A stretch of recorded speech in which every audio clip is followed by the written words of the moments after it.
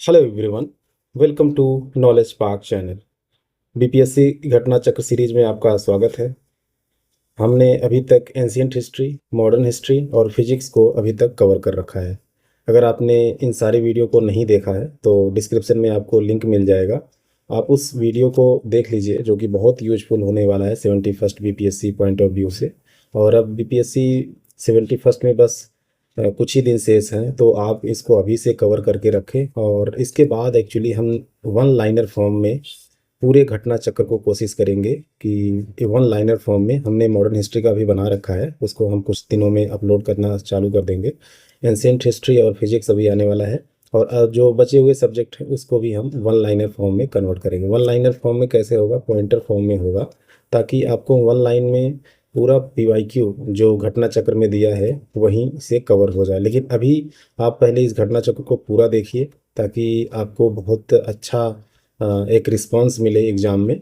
और इससे ये घटना चक्र से बहुत सारे क्वेश्चंस रिपीटेड आते हैं, हर साल कम से कम 30 से 35 क्वेश्चन रिपीटेड आते हैं। तो बिना समय गवाए आज के अगले topic computer and information technology को हम कंप्लीट करते हैं। फिजिक्स को हमने कल ही कंप्लीट कर दिया था, अगर उसको आप देख लीजिए। ये बहुत छोटा सा टॉपिक है, तो इसको आज हम कवर करते हैं। पहला क्वेश्चन है, for which word the letter G has been used in 2G spectrum? Option A global, government, generation, Google.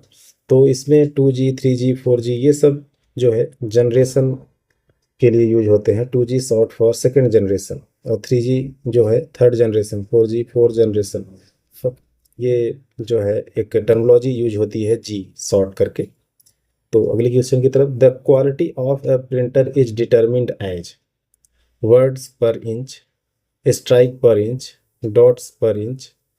तो ये है option C, dots per inch.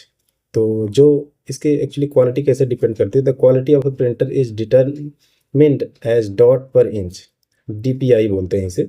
The more dots per centimetre the better the resolution. Resolution का मतलब होता है कि उसकी clarity कितनी है, कितना अच्छे से वो विजिबल है, और वही जो ऊपर बात की गई है।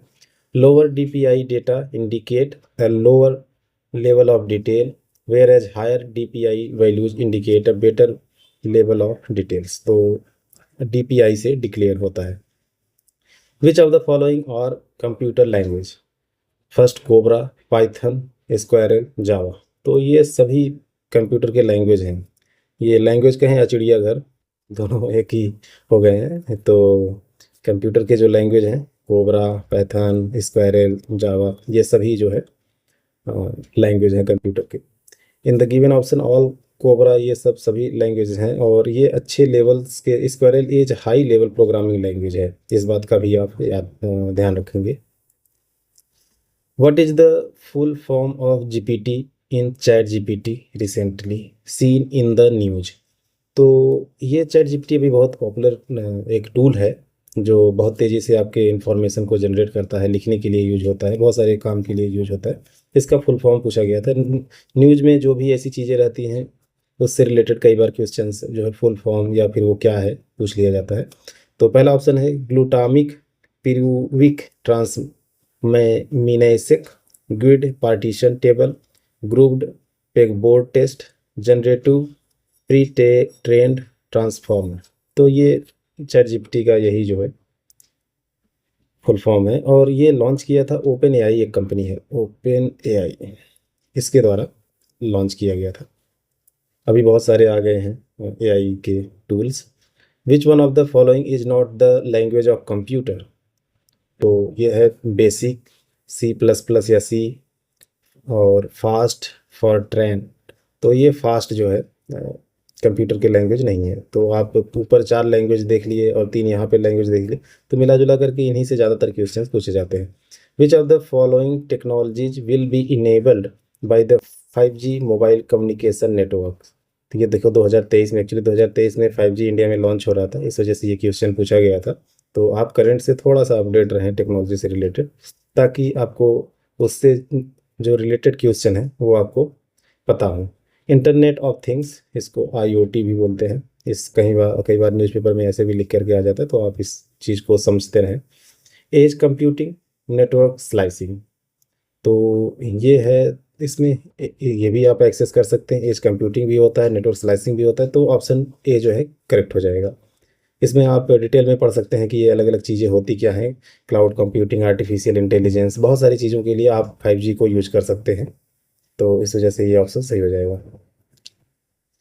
स्पेस वाले सेक्शन में चलते हैं। The name of the lander part of the Chandrayaan 2 space craft recently launch by India is Vikram, Pragyan rover और सतीश धवन। तो जो लैंडर था, लैंडर का नाम था विक्रम। ओके, और प्रज्ञान किसका नाम था? प्रज्ञान, आप बताइए हमें। और ये जो है 22 जुलाई 2019 को लॉन्च किया गया था, और ये अनसक्सेसफुल रहा था क्योंकि जब लैंडर जो है उसका सिग्नल ब्रेक हो गया था लास्ट मिनट्स में। और विक जो इसकी जो जिस किससे ये भेजा गया था, GSLV MK3 M1, इससे भेजा गया था। सतीश धवन कहाँ पे है? श्रीहरिकोटा आंध्र प्रदेश में, जो पुलिकट लेक है उसके पास में है। और चंद्रयान 3, इसकी भी इंफॉर्मेशन आप याद रखें क्योंकि ये कई बार एग्जाम से पूछे जाने की संभावना बनी रहेगी। अभी चंद्रयान 4 और 5 की भी बात हो रही है, तो जो स्टैटिक ये एक तरीके से हो गया, तो इसको आप याद रखेंगे। तो ये 14 जुलाई 2023 को लॉन्च किया गया था, करीब 4 साल बाद इसको लॉन्च किया गया था। और इसको भी देख लीजिए, GSLV MK3 LMV3, और सेम जगह से ही इसको भी भेजा गया था, सतीश धवन सेंटर, श्रीहरिकोटा आंध्र प्रदेश से। और जो C1 है, चंद्रयान फर्स्ट है, वो 2008 में भेजा गया था। ओके, तो ऐसा नहीं है कि चंद्रयान जो मिशन है वो 2008 से करने थे, और दूसरा जो भेजे जाने वाला था वो 2015 के आसपास भेजे जाने वाला था, लेकिन गवर्नमेंट ने उसे डिले कर दिया और 2019 में फाइनली उसको भेजा गया। Satellites are used for to generate energy for television, for radio, for light। देखिए, ये तो बड़ा ऑब्वियस सा जवाब है, तो इसमें से कोई भी ऑप्शन सही नहीं होगा, और इसमें और भी चीज़ों के लिए यूज किया जा सकता है। When was INSAT-2A launched? तो INSAT-2A ये बहुत पुराना न्यूज है, तो अभी पूछे जाने की संभावना तो नहीं है, लेकिन इसका आंसर देख लीजिए, जुलाई 10, 1992 INSAT-2A लॉन्च्ड। तो यही 10 जुलाई 1992। Scientist and inventions, who was the inventor of radar? तो रडार, ये पहला ऑप्शन सही हो जाएगा। रॉबर्ट वाटसन, फ्लेमिंग, बुशवाल और ऑस्टिन में से रॉबर्ट वाटसन जो है करेक्ट ऑप्शन होगा। इसके एक्सप्लेनेशन को अगर आप पढ़ना चाहें तो पॉज करके पढ़ सकते हैं। और इसको इन्वेंट किया गया था 1935 में। ब्रिटेन ने वर्ल्ड वॉर सेकेंड में रॉयल जो फोर्स थी, Royal Air Force of Britain की, उसने बहुत इसको यूज किया था। Sir CV Raman received Nobel prize for physics in year 1930। 1930 में इनको नोबेल प्राइज मिला था। 1928 फरवरी 1928 को इन्होंने रमन इफेक्ट की खोज की थी, लेकिन इनको मिला था 1930 में। और ये पहले एशियन थे या फिर इंडियन थे या जो भी आप कह लें, जो नॉन वाइट थे, जिनको नोबेल प्राइज साइंस की फील्ड में मिला था। इसके पहले तो मिला था रविंद्रनाथ टैगोर जी को भी 1913 में, लेकिन उनको लिटरेचर की फील्ड में मिला हुआ था। साइंस की फील्ड में ये पाने वाले पहले एशियन थे। Who was the scientist who discovered the telescope? तो ये बहुत ही पुराना जो है एक तरीके का न्यूज कहें या कुछ भी कहें, तो ये गैलीलियो के द्वारा। गैलीलियो कब के थे? लगभग 16 17 जो है सेंचुरी में ये थे। तो उस समय इन्होंने, और इसी वजह से इन्होंने मोशन की जो है, जो इस स्पीड को डिफाइन भी किया था। Who invented the aeroplane at the beginning of this century? तो ये ब्राइट ब्रदर्स, ये ब्रदर्स जो है ने इन्वेंट किया था। Modern telephone uses radio waves, of sound waves, of visual light, of a magnet. तो ये रेडियो वेव को यूज करते हैं।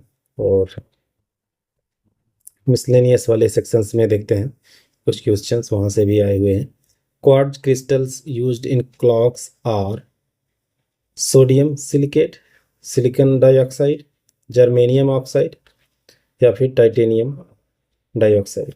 तो सिलिकॉन डाइऑक्साइड, इस तरीके से आप याद रखेंगे। तो जो क्वार्ट्ज होता है वो सेमीकंडक्टर जैसे मटेरियल से बन करके बना होता है, तो सिलिकॉन वाले से ही थोड़ा सा आप उससे को रिलेट करें तो सिलिकॉन ज़्यादा पॉपुलर है सेमीकंडक्टर के लिए। इसके बाद जर्मेनियम भी है। Which of the following is the value of solar constant. तो सोलर कांस्टेंट की ये तो वैल्यू याद करने के लिए है 1.4 किलो वाट पर मीटर स्क्वायर। तो ये वैल्यू आप याद रखें, ऐसे अनएक्सपेक्टेड सा क्वेश्चन है, इसको याद रखना थोड़ा सा मुश्किल है।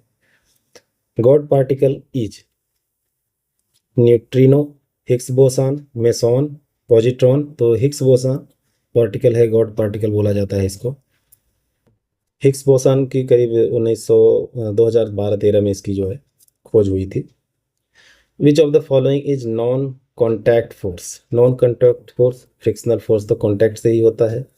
फिर इम्पैक्ट फोर्स, ये भी कॉन्टैक्ट जैसा ही है। मैग्नेटिक फोर्स को, ये दोनों बॉडी को कॉन्टैक्ट में लाने की ज़रूरत नहीं है, थोड़ी दूर पे ही अगर आप दो मैग्नेट को आसपास लाएंगे तो वो जो है अपना इफेक्ट, एक फोर्स एक दूसरे पे एग्जर्ट करते हैं। तो पहला वाला ऑप्शन सही हो जाएगा।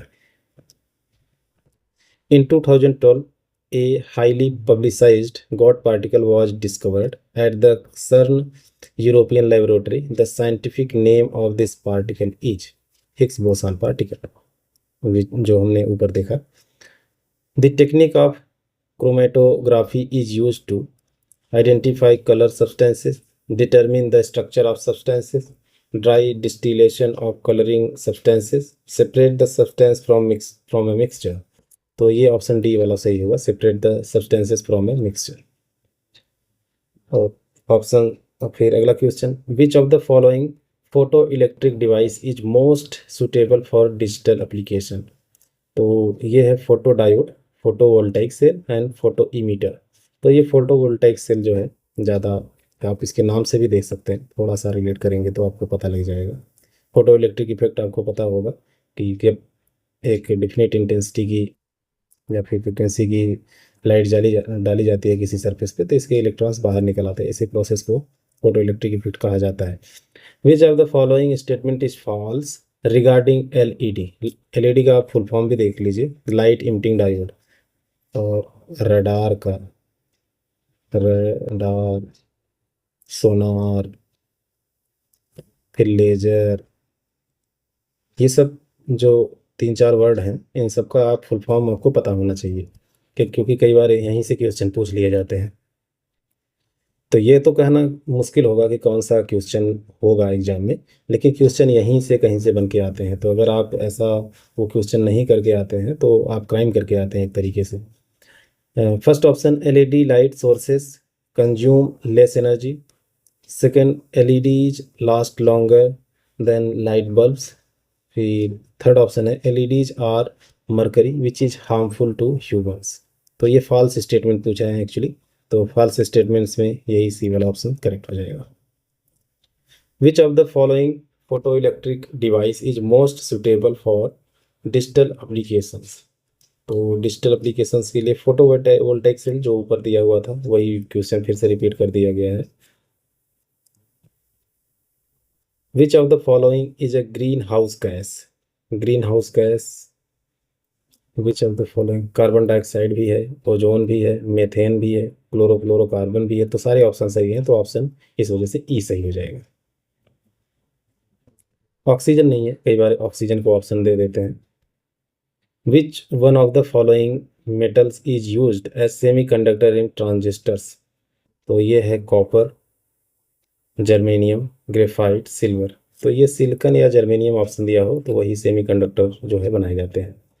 Reactance of a capacitor is directly proportional to frequency, inversely proportional to square root of frequency, inversely proportional to frequency.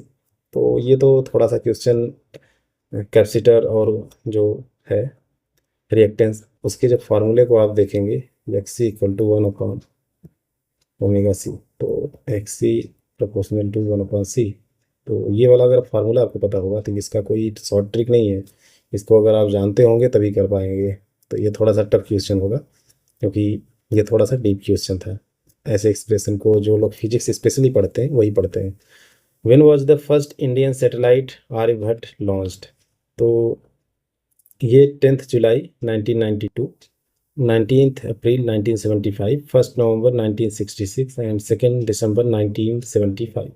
तो 19 अप्रैल 1975, तो एटलीस्ट आप इतना याद रखें, अप्रैल 1975 में आर्यभट्ट जो है, और कहाँ से भेजा गया था इसको आप कमेंट सेक्शन में बताइए।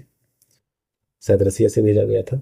Name of the first 3D printed humanoid robot in India is Indro, Rocop, Mitra, Manav. तो ये तो करंट अफेयर का क्वेश्चन हो गया, मानव ऑप्शन सही है। तो बस इतना ही है आज के लिए, बस इतना ही। और साइंस और जो इनोवेशन, इन सारे चैप्टर से जो भी क्वेश्चन पूछे गए हैं बीपीएससी में अभी तक के, और जो बीपीएससी प्रीलिम्स या फिर सीडीपीओ या फिर टीआरई फर्स्ट सेकंड थर्ड जो भी क्वेश्चन पूछे गए थे, हमने सारे क्वेश्चन को कर लिया। और अभी तक हमने फिजिक्स और साइंस टेक्नोलॉजी वाले सेक्शन से पूरा हम इसको कवर कर लिए हैं। अगर आपने उन सारी वीडियो को नहीं देखा है तो आप एक बार गो थ्रू हो जाइए, और एक बार आप इससे गो थ्रू हो जाएंगे, जब हम वन लाइनर लाएंगे तो आपको बड़ी तेज़ी से उसमें जो है आसानी होगी उन चीज़ों को याद करना। अगर आप इन वीडियो को नहीं देखेंगे तो वहाँ पे फिर मुश्किल होगा। तो इस वजह से आप पूरे वीडियो को अभी कंप्लीट करके रखें और बार बार देखने की कोशिश करें। अगर एक बार में नहीं समझ में आ रहा है तो दोबारा देखें, ताकि आपको चीज़ें याद हो जाएं, और क्वेश्चन यहीं से ही बनते हैं। तो आज के लिए बस इतना ही, मिलते हैं अगले वीडियो में, तब तक के लिए धन्यवाद।